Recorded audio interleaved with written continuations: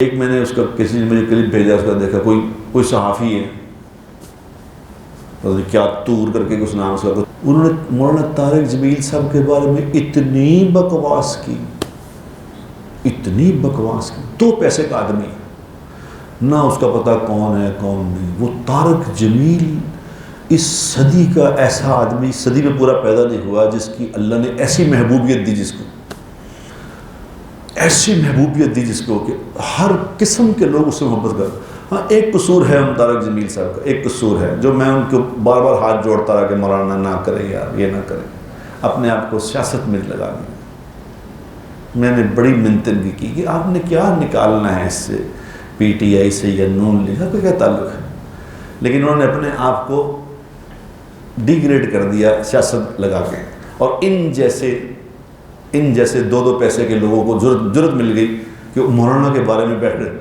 وہ تم کیا جانتے ہو مولانا کے بارے میں 30 سال سے ان کے ساتھ ہوں، 30 سال ہو گئے مجھے مولانا کے ساتھ۔ 30 سال میں ہم نے زندگی میں کتنے سفر اکٹھے کیے، زندگی میں کتنے اکٹھے زندگی گزاری، ہم نے اکٹھے رہے۔ مجھے 30 سال میں ان کی کوئی بات پتہ چلی ایسی؟ تم نے پتہ کسی سے پتہ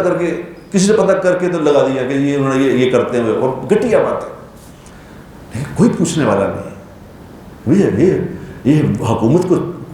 کوئی قانون ہونا چاہیے کہ بھئی آپ نے جو یہ بکواس کی ہے کس بنیاد پہ، اس کو ثابت کریں آپ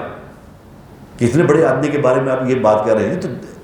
وہ لاکھوں لوگ اس نے اللہ کے فضل سے، طارق جمیل صاحب کو اللہ زندگی برکت دے اس نے لاکھوں لوگ، ہزاروں نہیں لاکھوں لوگوں کی زندگیاں بدلنے کا ذریعہ بن گئے وہ، اور تم ایسے فضول سا آدمی، فضول جو منہ میں ہے بکواس کر رہے، اور کوئی پوچھ نہیں رہا کہ یہ کیا کر رہے، کیوں؟ جو مرضی کہو، یہ یوٹیوب نے یہ کر دیا ہے کہ بس اور اس قدر لوگ اس پہ یقین کر رہے ہیں، یہ میڈیا پہ اس قدر یقین کر رہے ہیں کہ اتنا یقین قرآن پہ نہیں جتنا میڈیا پہ ہے، اور جو لوگ کہیں جا رہے ہیں مانی جا رہے ہیں۔ یار کمال ہے یار، کوئی تو دیکھو خدا کے بندے۔